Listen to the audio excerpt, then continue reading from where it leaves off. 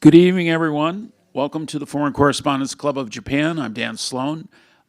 We are deeply honored tonight for our book break to welcome the author of Every Day's Sunday, a former member of this organization, a former Japan resident, and who worked for a variety of organizations, Bloomberg, Reuters, where we worked together, as well as the New York Times. Ken is someone who his background initially was in business journalism, and but with a passion for sports, which he's now able to leverage for the New York Times, covering both. You probably are very familiar not just with this book and its recent publication and success in sales, but also Ken's coverage in particular of the National Football League and global sports and the business of global sports. I had the honor or luck to invite Ken to join my class at university today, where he got questions all over the gamut from World Cup soccer, NFL, baseball, Hello Kitty. It was everything, and I think, I've never asked Ken this, whether he plays table tennis or not, but he felt like a good table tennis player. And tonight, I think he's going to obviously highlight what went into the makings of this book and his professional career as well. But I suspect any question you have for him this evening, he will do a great serve volley. So with no further ado, my friend and our former colleague here in Tokyo, Ken Belson. Thank you, Dan. We'll do this. I'll just do this one. It feels like sort of full circle. I used to be on the speakers committee starting around '99 or 2000, and Wayne Hunter, I don't think he's here now, but used to call me at 4 p.m. to write the blurbs for the next day's speaker, that kind of thing. And I used to sit here with the speaker trying to get details for my New York Times stories. So it's nice to be on the other side. As Dan alluded to, I know a little bit about Hello Kitty. I had my book talk, first book talk in 2003 here, or at the old location, at the Denki building, and we had about 150 people. So I would say Hello Kitty's more popular than the NFL. And my wife over there and her friend Oikawa-san made some beautiful table displays that was really quite fabulous. So it's nice to be back again. As Dan and I were joking, this is the beginning of my global tour. I've given probably, 30 or 40 talks in the United States already. So it's nice to launch the second part of my tour here in Tokyo. But anyway, I know the NFL is not particularly big in Tokyo, but I do have a little story to tell you how clueless I was back in the day. In 2003, Japan, or the NFL was still playing games here on a regular basis. Every year they would play a preseason game. And the New York Times sports section, that particular year, the Jets were coming. The New York Jets were playing somebody in the preseason. And the sports editor asked me to write a story, how popular is football in Japan? And actually, thanks to one of my wife's professors, who was a Steelers fan, I had a little bit of an insight. And the short answer was not very popular. There were some fans who had studied in America, like Murakami-san here, and learned a little bit about football, but really it's not on television, and the time zones don't make it convenient. So the story comes out, and it was in the Herald Tribune, and I get a call in the office the next day from the NFL. And Pete Abitante, who's an assistant to the commissioner, who I didn't know, he said, the commissioner would like to meet you. This was Paul Tagliabue, and he had made the trip to Tokyo for that preseason game. And I said, sure, whoever he is. And I had no idea, because I had been living in Japan pretty much the entire 1990s, and I hadn't watched any football for decades. And I said, sure, I'll go to the Okuda Hotel and have a breakfast. And so we sat down. It was Paul Tagliabue, Pete Abitante, and a guy named Mike Signora, who I've since now become friends with. And Paul was quizzing me about Japan. I was terrified. He knew so much about Japan, and I had some market research in the story, and he wanted to know where I got it. And it quickly dawned on me that he was not an ordinary commissioner, that he was very sharp. But I didn't think much of it. And then I said, your name sounds familiar, Tagliabue. And it turns out that Tagliabue, his brother John, worked at the New York Times. I didn't know him, but he was a correspondent in Europe. But it dawned on me he was a very avid New York Times reader.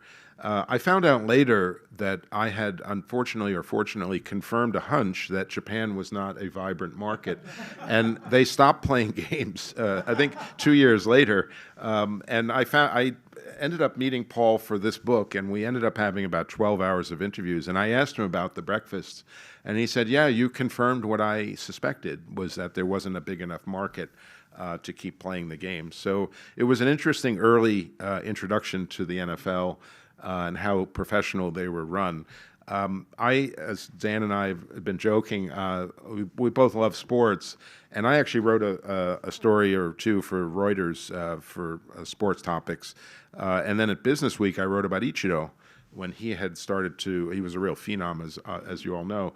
And when I got to the New York Times, they loved the idea that they had somebody in Tokyo who could report about Japanese baseball and football and other topics.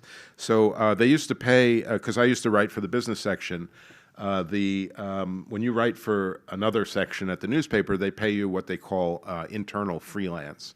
And so I used to get paid, you'll joke, or you'll laugh, $125 per story, which after taxes and foreign exchange fees was ramen money.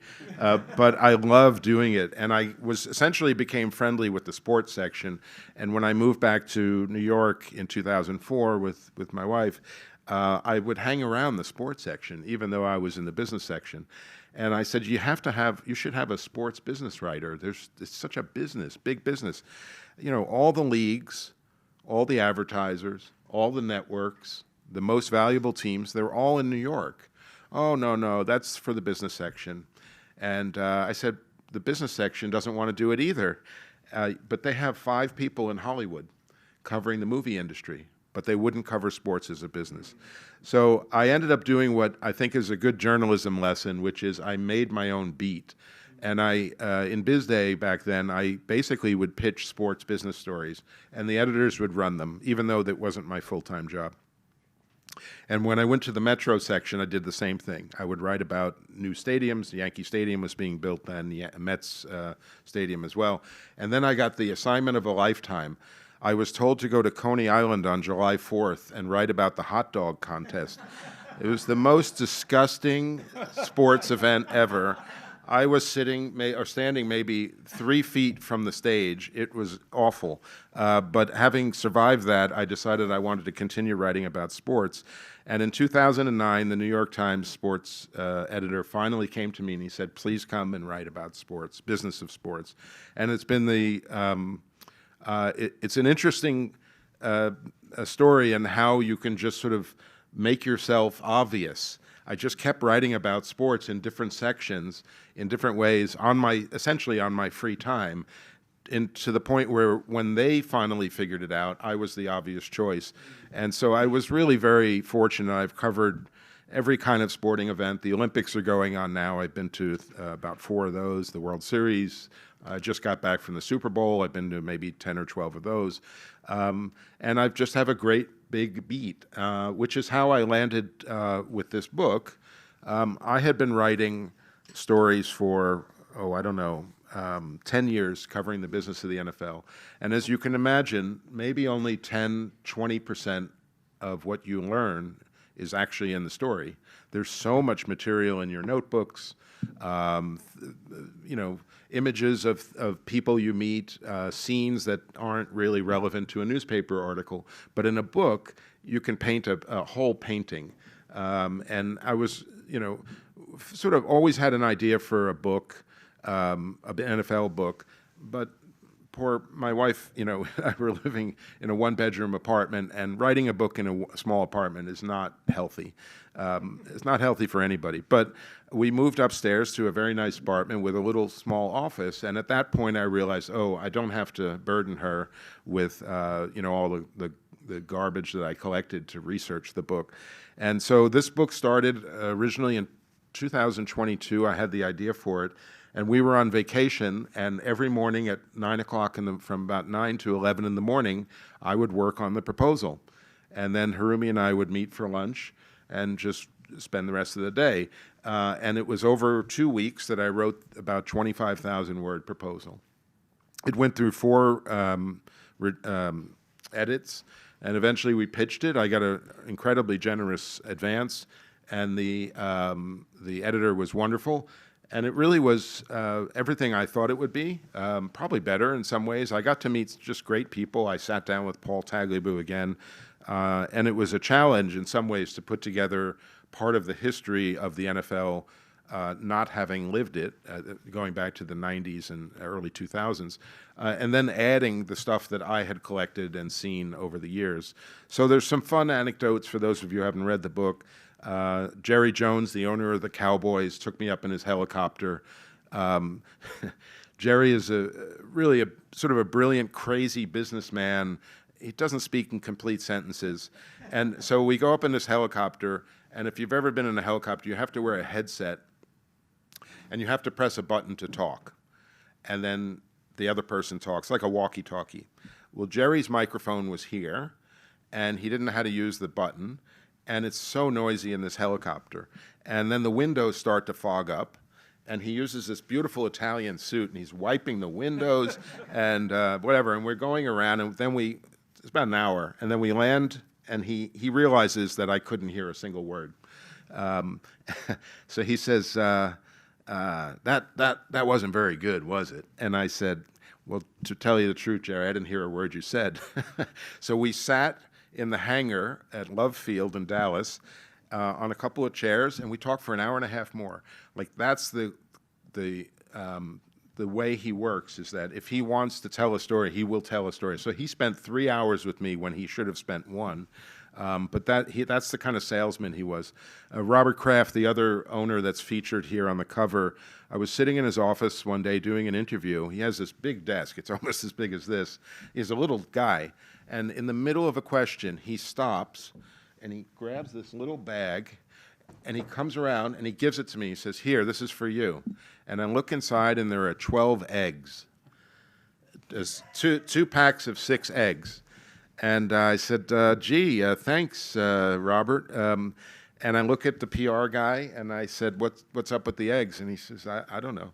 And so it turns out he has chickens in his house or in his backyard. And he says they're the only chickens who live in Cape Cod in the summer and Boston in the winter. And they were organic eggs. And so I didn't know what to do with these eggs. And I had to go to the airport.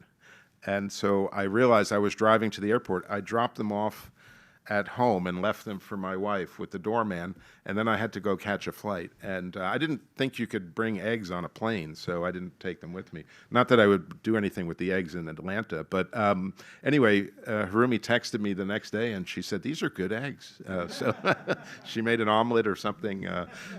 But that's stuff that doesn't make it in a story, but in the book, it kind of helps give you a little sense of who these guys are. They're weirdly human, even though they're billionaires. And at the same time, they are really kind of brilliant businessmen in a very unique club. There's only 32 NFL owners. There's 100 senators. People say the Senate is the most exclusive club. I think the NFL is probably the most exclusive club. And it's always changing. There are many people in the book, who refuse to speak to me, including the commissioner, Roger Goodell. I'm not high on his list. I've written a lot of negative stories about the NFL. So I actually enjoyed the fact that he didn't want to speak. And I was told there's a story I want to do that's, I won't mention too much here, but I was told I had to get his approval, and I said, well, that's not going to happen. So, but that's okay. You take the good with the bad. Anyway, it's a real pleasure. Dan is going to pitch me some softballs. Sorry for the bad metaphor. But happy to answer some of his questions, and then, of course, any of yours. Okay, thank you very much, Ken. I would again say tonight we're open to every question, anything that might be sports or business related. I'm going to start with a factoid that you gave to my class today, which is if you combine all other professional sports in the United States, the NFL still has greater profits and revenues and is heading for, what, $25 billion maybe this year, but no later than the target 2027. What has that exponential size advantage given the NFL over other sports? Leverage. So the NFL can use its size to make more money. So if you have a lot of money and you have a valuable product, you can keep using that to make more money. It's not a totally unique business concept, but the NFL does it very well. About 90 of the top 100 television programs last year were NFL games, which is incredible. The media world is breaking up into streaming and YouTube channels and TikTok, and yet the NFL games draw 25, 30, 40 million people for a game. Super Bowl was 125 million people. That's about 1/3 of America, not including international. So they are the most dominant product in the media world, and they use that to make even more money. I had a story last week about how the NFL, which is in the middle of a 10-year media contracts with ABC, NBC, and so forth, they want to renegotiate. The contracts are only 5 years old. They have they have more than 5. They have about 7 years to go. And they're already going back to renegotiate and make more money. So I wrote this story about how they were going to do this, and I spoke to some network people in the league. And the NFL was angry at me because I suggested they were trying to make more money. And I thought, what's wrong with this picture? They said, well, we're very strategic. I said, yes, you're very strategic about making money. And they didn't want to look greedy. But that's their problem, not mine. So.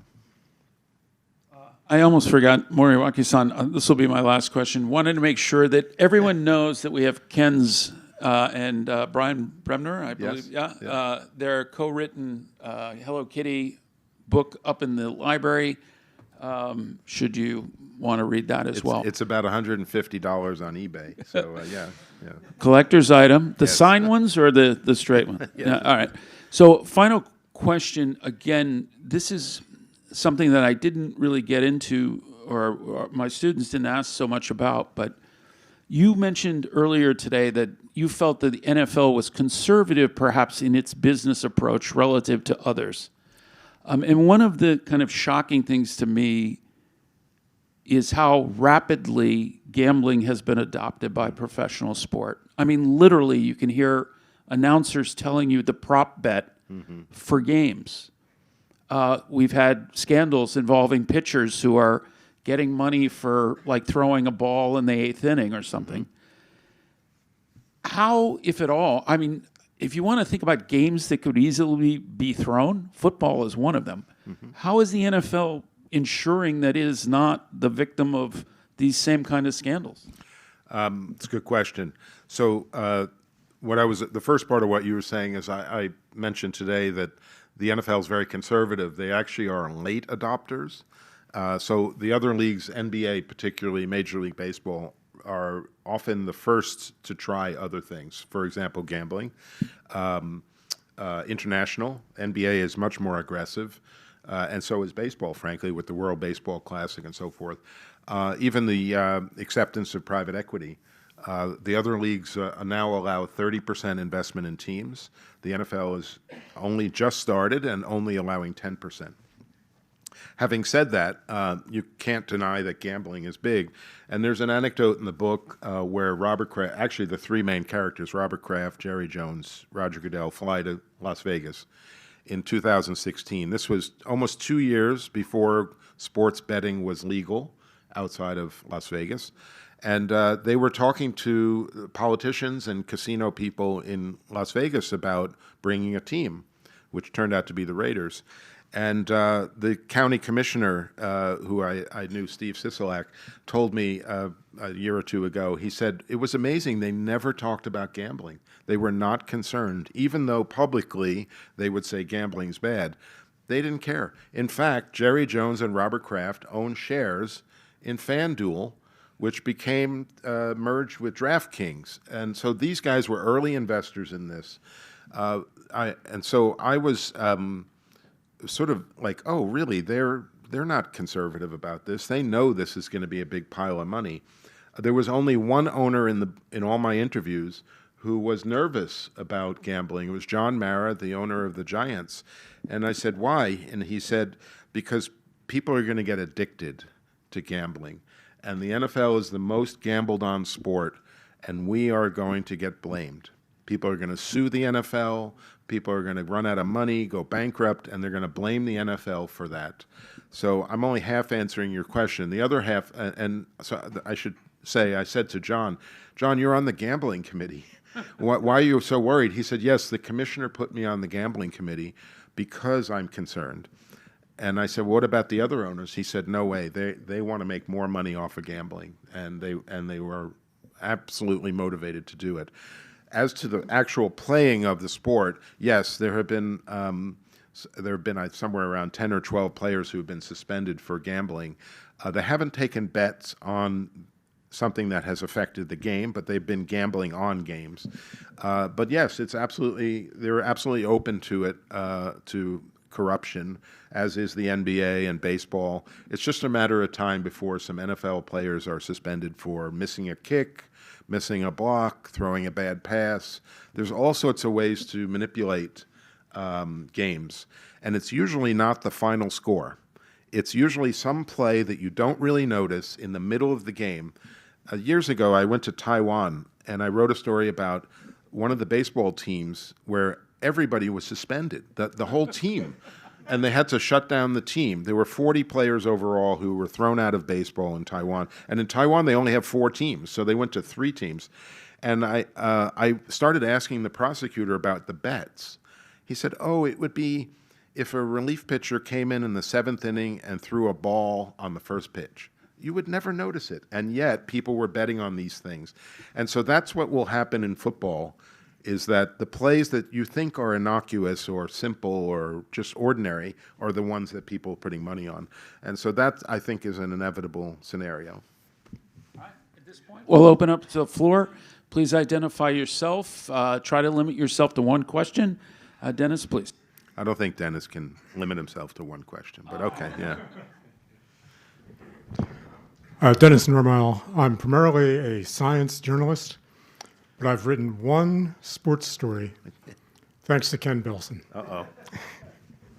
When Ichiro was traded to the New York Yankees in 2012, through Ken's introduction to the sports editor, I guess, I wrote a story about Ichiro by visiting the Ichiro Museum in wherever the hell it is. Nagoya, yeah. In Nagoya. Interviewed his father and interviewed from some fans who just happened to be at the visiting the museum. So now you owe me ramen money. Yeah. I was going to finish this anecdote by saying that I never give you your percentage. I have a question which is really hot. It's not in your book. What's the inside story on Bad Bunny? Okay. For those who haven't seen Bad Bunny, he's a Puerto Rican singer who just performed at the halftime at the Super Bowl, and he sang in Spanish. He can sing in English, but he primarily sings in Spanish. And this was a big controversy, very un-American to some people and very smart to others. The NFL is trying to broaden its audience. Hispanic fans are actually quite strong football fans, and they're also trying to expand internationally. So why not have a music star from the Caribbean? They made I found it interesting. They made the announcement in September that he was going to perform in February. They normally wait till November, or usually around then, to announce it because it's a little closer to the Super Bowl. In this case, they announced it early, and I think they did it deliberately so that the political backlash would happen earlier and people would kind of forget it for a few months because the season was going on. And in fact, that's what happened. And I've been asked a lot about it back when the book came out in October. And I said, it's kind of brilliant. We're talking about the Super Bowl in October. We're actually publicizing it. Even for the people who don't like it are going to watch it anyway. And so I think they were very clever. They knew it was going to be unpopular in some circles. But the NFL, I think, stood by their decision. It was too late to cancel anyway. And the performance, I didn't understand a word of it, but it was really an interesting show for 12 minutes or whatever it was. The NFL has been using the halftime show as a platform to grow. And there was a period not long ago, in 2019, when they were in crisis. They could not get the best musicians to play because of the social protests that the players were doing. And a lot of a lot of musicians were angry at the league. So they hired Rock Nation, which is the biggest music production company, and they've been getting Jennifer Lopez and some of the other top singers. So I think it just shows that the NFL's okay with people not liking them. They're used to it. And in the end, there were 125 million people who watched this musician. So if people were so angry, the numbers would have fallen, and they didn't. So You can read Ken's NYT story, which was written 2 or 3 days ago. On Deadline, Yep. yes. I was getting a bagel at 8 in the morning when my editor called. Did you get the 125 or no? No, I got a free bagel. Hi, Eddie Mears. I'm an attorney here in Tokyo. We've seen recently in college basketball, ex-NBA players returning to play in college. I'm wondering, with all that, I know this isn't directly related to the NFL, but with all that's going on with NIL and these rights in the college level, are we going to see NFL players start coming back to college football? Yeah, there was some discussion of Shedeur Sanders going back to college because he actually lost big time by going out to the draft. He could have stood, I think it's $5 million he was making in college, and he had one more year of eligibility. And because he fell to the second round, his guaranteed rookie salary was well below $5 million, excuse me. But I don't think it's going to happen as readily in as it is in basketball. I think the sport, first of all, you risk injury staying in football in college, and that's why a lot of these guys are coming out in their junior year. In the NFL is 100% injury rate. Everybody gets injured, and so spending a senior year in college sometimes can backfire. I think it'll be a little harder to make that decision, but for a lot of players, if they think they're going to go in the first round, then they'll go out. They'll go into the draft. I think other things will change because of NIL. I think participation in the combine will change. I don't think players who are making $2-3 million feel like running the 40-yard dash on TV. They don't need to. The draft, even just showing up at the draft, is kind of ridiculous. I point a lot of this out in the book. You're just giving the NFL free content. I think they're going to want to be paid. So I think the NFL is going to have to. They've been lucky to get enough people to do it for free, but at some point people are going to. I think these players are smarter now about their name, image, and likeness, and they're going to want to be paid for it. There'll also, by the way, probably be a very different players' union in a few years when players come out. So, And I think the basketball story, the G League guy, actually the courts just forbade him from playing for Alabama as well. Yeah. Yes, David. Thanks, Ken. I haven't read the book yet, but just looking at the three figures on the cover, you're pointing to owners, Goodell, but not the players. And I know maybe I follow everything he writes religiously. You spent a long time uncovering head injuries, which was fascinating. I think you were the first person to cultivate that, probably. Not first, but one of them, one of the early ones. I'll just throw it out there. Are the players fodder in this machine? Mm-hmm. Yeah, thank you, David. When I put this together, the proposal, I had a chapter on the many stories I've written, unfortunately, about player injuries, head injuries. and long-term brain damage. And I have to say it's some of the hardest reporting I've done, to sit with players and their wives. They're falling apart. The sad thing is, if you ask them about it, they'll say they do it again. For many of these players, it's the best moment in their life when they're in their 20s. Anyway, I told my editor when I got the contract that I really wanted to make sure there was a chapter on player health. Unfortunately, and I've been asked about this several times recently, it seems like the media has stopped reporting on this. And to your point, David, absolutely, the players are just cogs in a wheel. They're just spit out.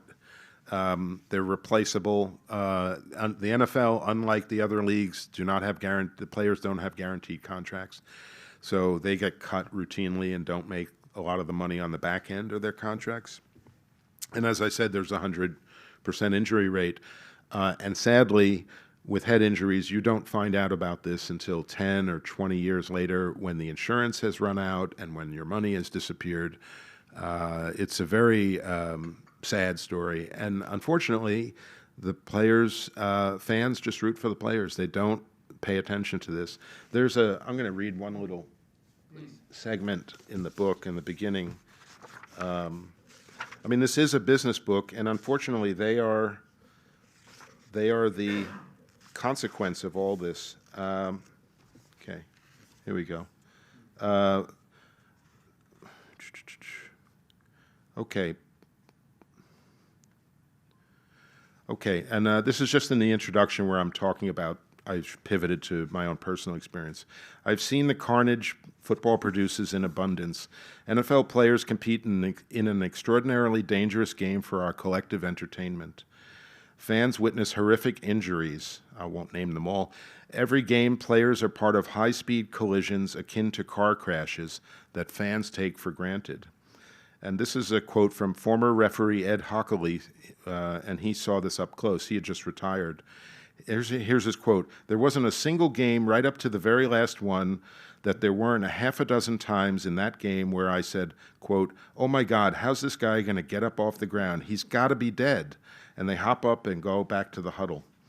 I'm going to skip ahead a little bit.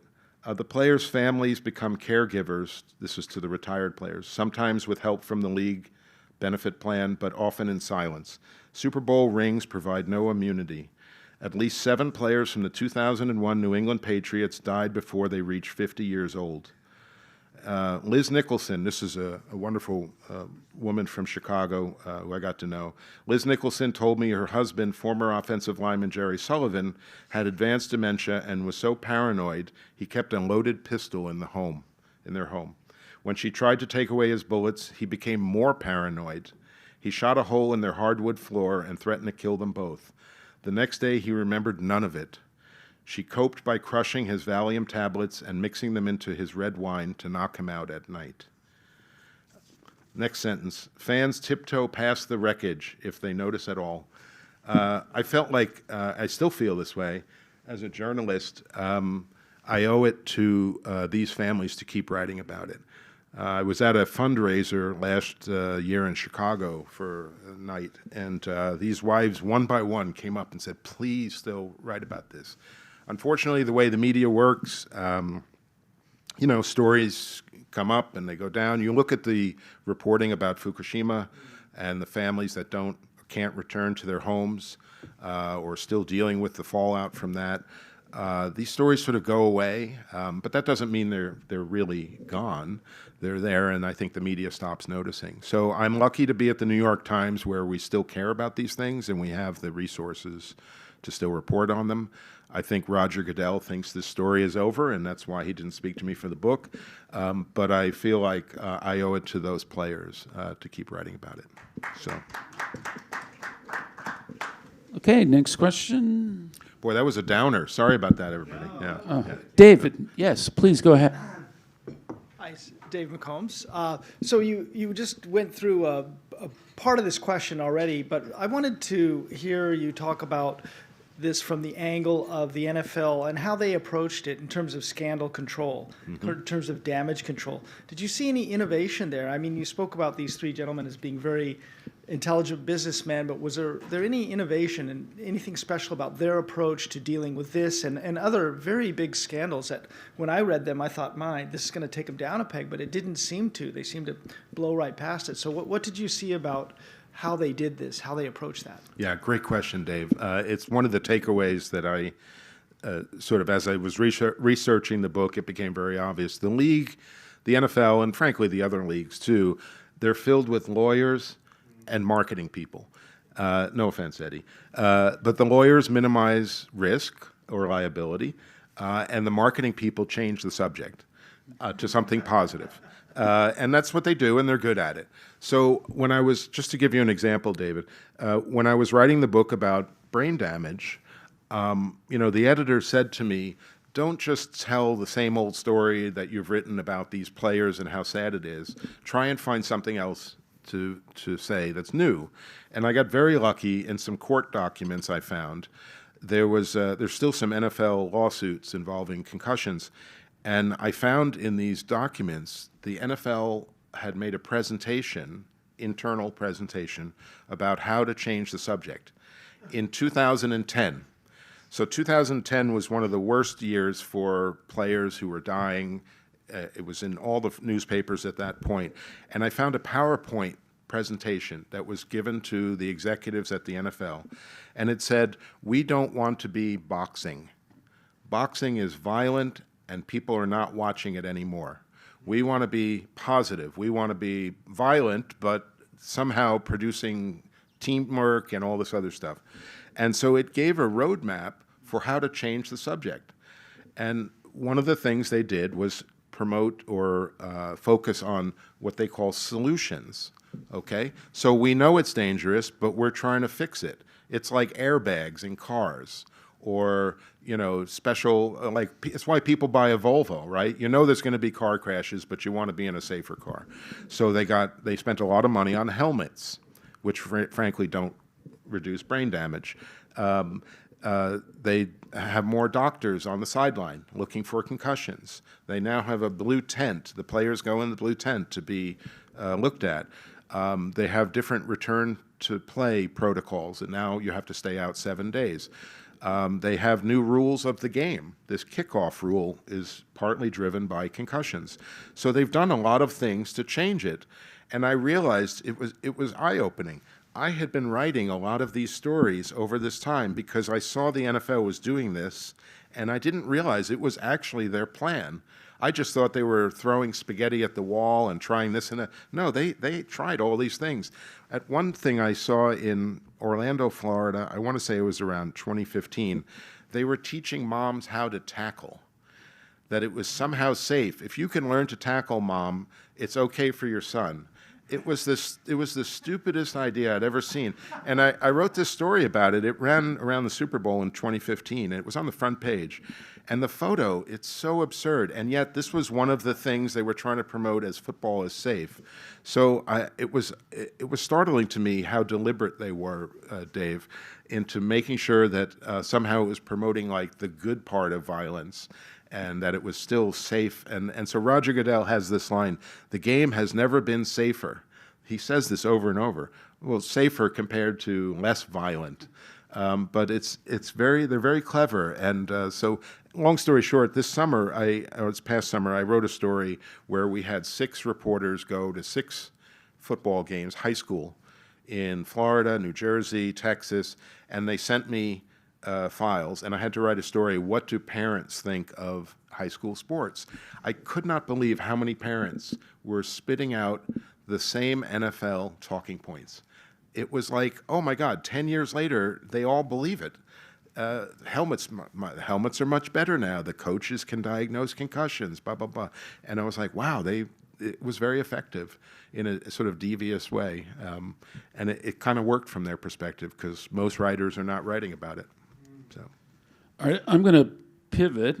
Maybe it sounds marketing speak, but we've been focused on maybe the NFL story coming here, but probably the greatest sporting story, you mentioned Ichiro earlier, but is Shohei Ohtani and his impact on, I would say, all professional sports, but on every facet of business marketing, the Dodgers' relationship with Japan, the Dodger, everything.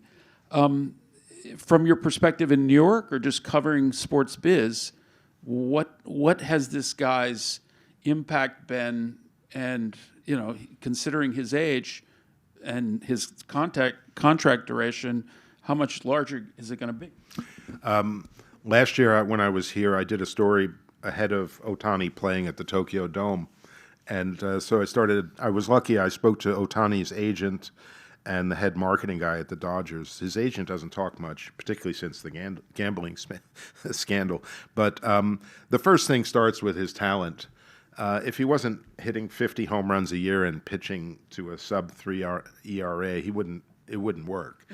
I mean, the Mets my beloved Mets have had a lot of stars who ended up not being very good, and that's where it ends. So the first thing is he's just immensely talented to be a two-way player.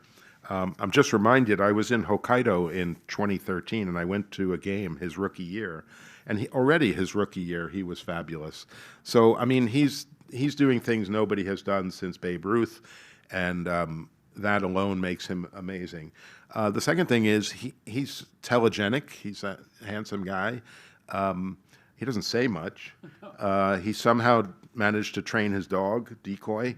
He's kind of somebody grandmas can like, and so he's easygoing, and I think he plays well on TV. He plays the game the right way. He's a good teammate. He doesn't show off.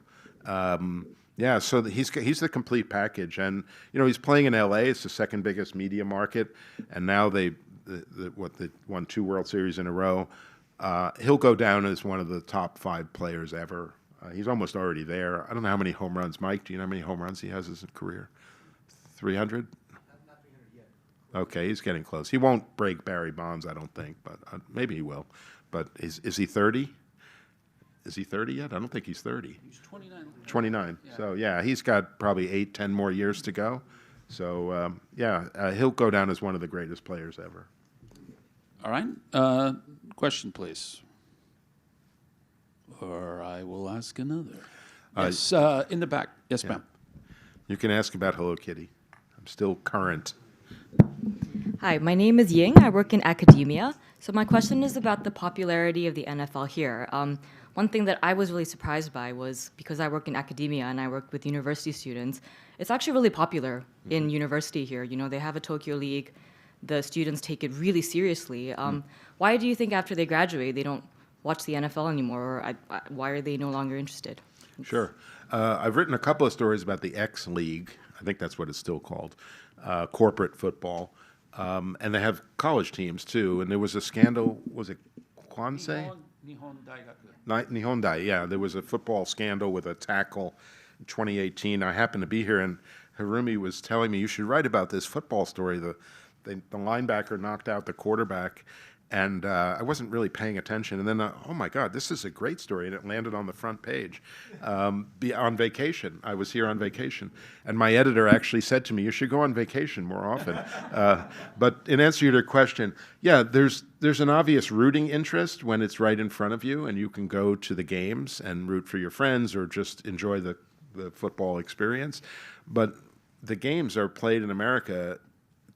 13, 14 hours time difference, and so to watch it live, it's pretty hard. I mean, you have to wake up in the middle of the night, which I used to do actually occasionally. But so I think also, there's a general rule in sports: the games that you play as a kid are typically the games that you support as an adult. And by support, I mean buy season tickets or jersey or things like that. And there's no NFL product here, so. I just think it's more remote. That's why I think soccer and baseball are more popular, because you can still watch it live, and most kids play it here. So they are going to be playing a game here. I wouldn't doubt it if they play it next year. They're going to Melbourne this year, the NFL. I've heard that they're waiting for the Olympic Stadium to be fixed up a little bit, especially the locker rooms and the field. But they'll come to Tokyo probably in 27 or 28, and then we'll see. Maybe that'll encourage a lot of fans to go. But they had games at Tokyo Dome from around 1985 to 2005, 20 years, and after a while, people just all the fans who wanted to see the game already saw the game, and so the novelty kind of wore off. The only difference this time is that they're regular season games, not exhibition games, so that helps a little bit. But I don't see it as popular as say Melbourne and Australia, because down there they have Australian rules football. There's a lot of familiarity with it, and kids are playing it. So it'll take time for it to kind of sink in here. I was at that Jets preseason game that you noted. Do you remember off the top of your head who was the live performing act for that? Oh my God, no. I'm going to give you a hint. Live at Budokan. Oh, Cheap Trick. Cheap Trick was the musical performer. Okay. Yes, they were. All right, David. Yeah. I actually wrote a story about why Cheap Trick is popular in Japan years ago. Yeah. So obviously, this book is about billionaires, their vanity. And here in Japan, it seems, I don't know that much about pro sports here, that it's not. It's corporate. Very much so. What's the difference between the popularity of these vanity-driven billionaires getting what they want versus these kind of staid corporate who need to show an ROI? Right. Yeah. That is very much a big difference. So in Japan, I've dealt primarily with the baseball teams here. They're corporate marketing vehicles. So they're buried in big corporations, Yomiuri with the Giants, Hanshin Railways, and so forth. So they're a small piece of a much bigger organization. Seibu, of course, the ballpark is at the end of the Seibu train. That was the first Japanese, and we went to a game there not long ago. So yeah, they're not expected to make money. There have been a few efforts. I mean, the Giants do make money, but Yokohama, a few years ago, they had some new owners, and they were sincerely trying to turn a profit because they were no longer part of a big corporation. And I haven't checked in on them in a while. But so the starting point is very different. What's changed here with the NFL, and there's a big difference. There's two sets of owners, essentially. There's the owners who inherited their team and don't have bills to pay, no debts. And then there's the owners, including Jerry Jones and Robert Kraft, who bought their teams and went into debt, heavily into debt. And they were very motivated to turn a profit and to pay off their loans. And, America's kind of, that's the assumption. You want to make money. There's very few charitable teams. And so, yeah, they quickly supercharged the whole idea of making money. And you'll see in the book the ways they did it. The older owners didn't have to worry. They were just getting these dividend checks and could sit back and just play games on Sunday afternoon. In fact, John Mara, the owner of the Giants, who I mentioned, he said football should be played at 1 o'clock on Sunday. So you go to church in the morning, and then you go to the stadium, and then you go home for dinner. Like for him, that's football. And he did not like playing Monday night football, Sunday night football, all that stuff. He didn't like going overseas. He had to do it. But he was part of the old guard. But these new guys, if they could play every day of the week, they would. So. Yes, sir. Thank you. Congratulations, Ken. I'm Murakami, not a member here, but I work for the government. And when I was in New York, I made good friends with Ken. My question is a kind of a follow-up to David's. Now you are familiar with Japanese professional sports as well. And in the past, in the era of Showa, baseball was the primary content for the primetime TV, but not anymore. The soccer J League, they were not very successful in terms of the TV audience. So what do you think made the difference between continuously successful NFL as a TV content and the declining popularity of Japanese professional sports in terms of TV viewership? Yeah. So I was here when the J League was created in 1993, and it was a phenomenon. And I think a couple of things are different about soccer. One is girls can play it. So parents have options for both girls and boys to play it. It's a simple game. It's not easy to play, but you don't need a lot of equipment. Just a ball and some spikes. So I think in a country like Japan where space is limited You can kick a ball anywhere. So I think it was the right fit at the right time. And of course, it led to the 2002 World Cup. So there were a lot of reasons why it took off. And they did a very good job expanding to J2 and moving to cities outside of the big metropolises, moving up to Tohoku, moving down to, down south as well. So I think they did a very good job. In terms of television, I mean, the markets are very different. But the NFL, the football product that they put out is really amazing. But the reason I think it's so popular is it's been a national sport from the very beginning, from the 60s. When they did their television contracts, starting in the 60s, all the teams were available everywhere. And so in baseball, you tend to have regional. The Mets games are pretty much just on New York television, let's say 90%, and 10% are national. So you don't get to see all the teams. With the NFL, they've had these national games since the 1960s, 50, 60 years. So there are more fans of the Buffalo Bills outside of Buffalo than in Buffalo, because everybody watches all the teams. The Pittsburgh Steelers, a city only has a million people, but there are millions of Steelers fans around the country. And I think that's worked to their advantage, that they are still on national television networks. They did not go into cable TV, and they've only recently gone to streaming. Because when you go to cable TV, now you need a subscription. That narrows the audience, and the NFL has stuck with the broadest audience since they got their antitrust exemption in the 60s. Yeah. Yes, sir. Uh-oh.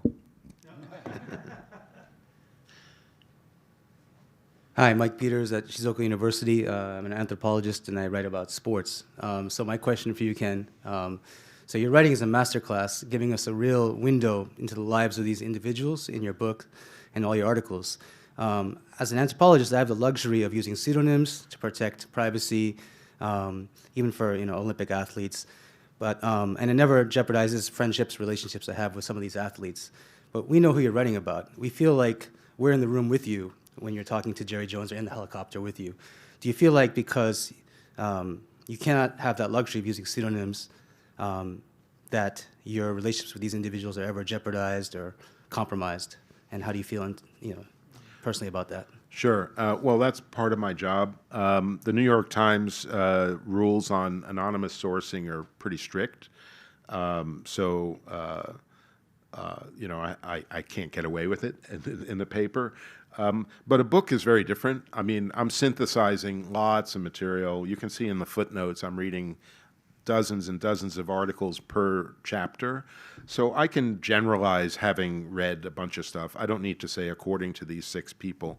In the newspaper, it's different. Some of these owners, and I've known them a long time, they go hot and cold. Robert Kraft didn't talk to me for a year, more than a year. And I used to go up to Boston to talk to him before the season, and it would be off the record. I would just ask him what was going on, maybe only a half an hour. And I did that for 2 or 3 years. And then I called, this would be 2022. I called and I said to the PR guy, I'd like to come up. And he said, no, Robert's not going to do it. And I said, why? He said, you didn't quote him in a story you wrote about television or something and media contracts. And I said, what do you mean? He was on the conference call. Oh, no, but he wanted you to call him and do a full interview. And I said, I didn't know that. And so he was offended that I didn't shower him with all this praise, and they cut me off. And I thought, how thin-skinned or ego-driven. And it was so befuddling to me that he would just sort of be like waiting for my phone call. I mean, I was both flattered and flabbergasted. So yeah, these guys are they'll cut you off anytime. But some of the owners are very smart, and they know that the New York Times is going to keep reporting. So the book was different. I think I explained to somebody today. When you write a book, it's about people's legacy. It's about events from 10, 20 years ago. Most owners will talk to you in that way.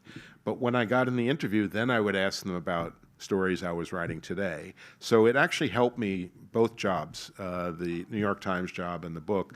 And in the end, I got every interview I wanted from the owners. It took time.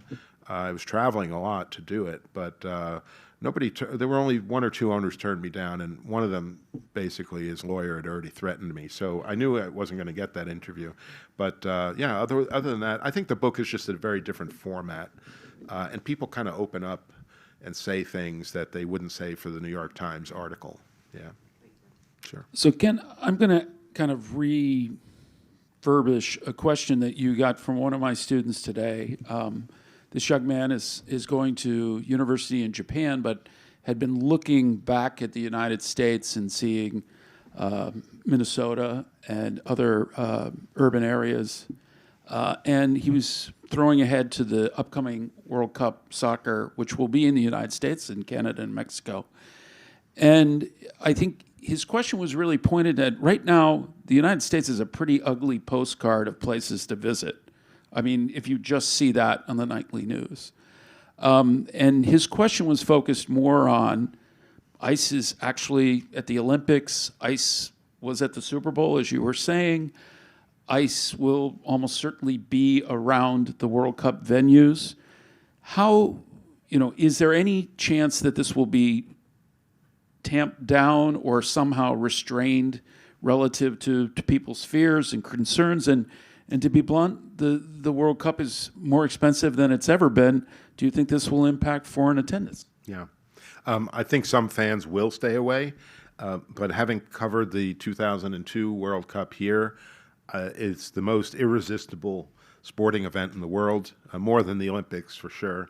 There are fans of every country that will show up, and they'll just assume that they will be, not harassed.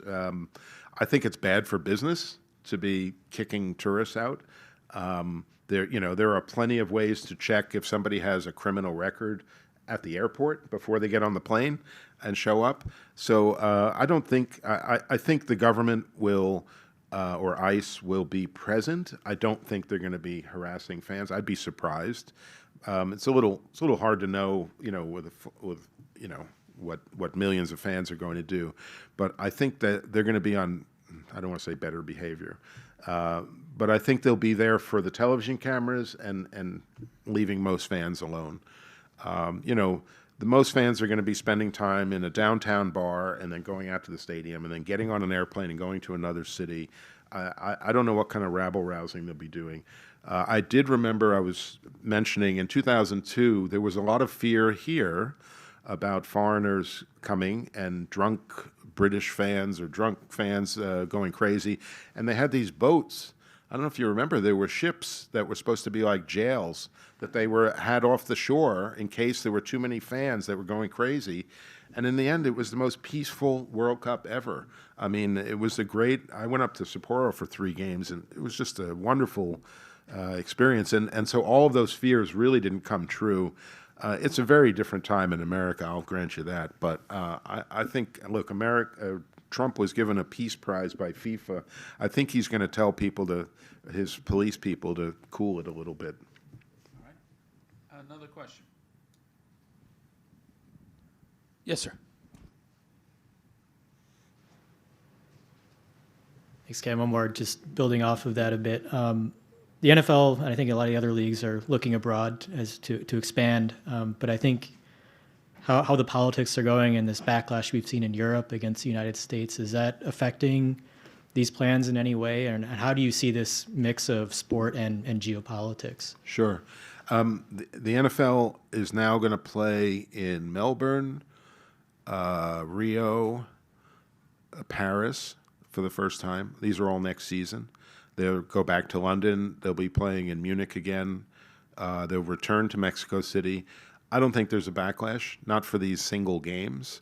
As for a team, that's a very different question. I don't think the NFL is seeing that kind of anti-American backlash. It's only in town for 2 or 3 days, and then it leaves in these cities. And I think there's a concentration of fans, both who come from America to those cities and in those countries, that, they're generally, well-received games. I've been to 4 or 5 of the London games, and I've been to Dublin as well. So I think there's still a lot of pro-American sports events. It's very different when it's a national team, like in the Olympics, and then you're playing for a flag. I think it's different with sports. One of the things I noticed in London, because I brought some friends of mine who were in Manchester, and they came to a game, and they didn't really understand all the rules, but they loved the theater. Like American football games with the flame and the players running out and the cheerleaders and the booming music, and that's not British soccer. British soccer, you go to the pub, you go to the match, you go back to the pub. And so I think that it's compelling, right? I think it's like Disneyland for 3 hours, and it sells well. I think there's a certain subset in every culture that kind of enjoys that, and it would play well here too. It's good theater. As for expansion, that's a different question.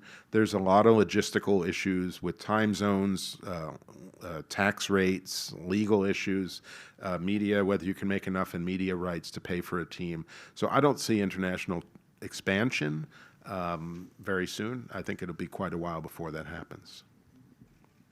Okay, Reed, we'll give him the honor of final question tonight. There's no final question with you, dude. Final So, answer. Reed Stevenson, I edit and write stories about companies in Japan. What's been the reaction since the book came out from the PR apparatus, the owners, and both good and bad, and especially the bad? What's your favorite complaint or criticism so far? I didn't write enough about people. I have not heard from the three principals directly. I don't know if they really read books, to be honest. They probably pay other people to read them for them. The Patriots PR guy, Stacy, called me. He said, "Can I get an advance copy?" And I sent him an advance copy. I have no problem doing that. And he called me about a week later.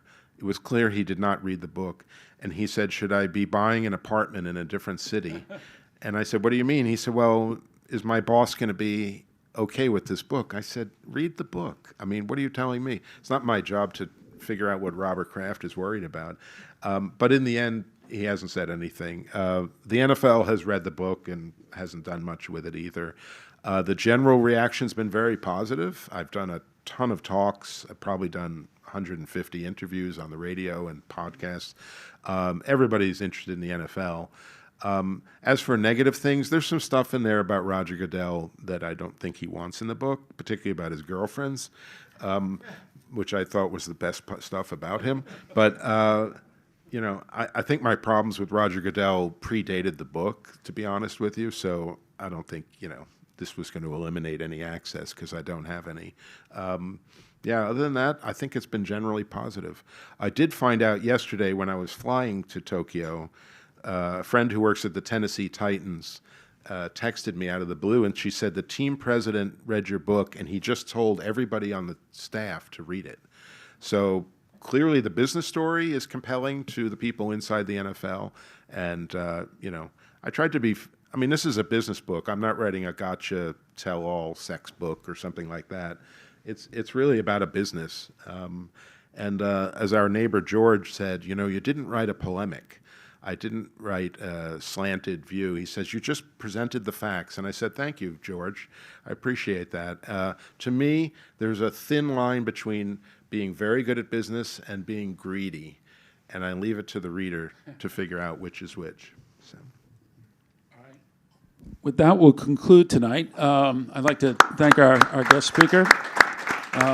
I did read the book, and I heartily encourage you to both read it and buy it if you can. Ken will stay up here and sign and read books until they're all gone. But on behalf of the Foreign Correspondents Club, it's our pleasure to have you back again, and we'll give you 1 year free season pass to the FCCJ when you're next in town. So thank you very much.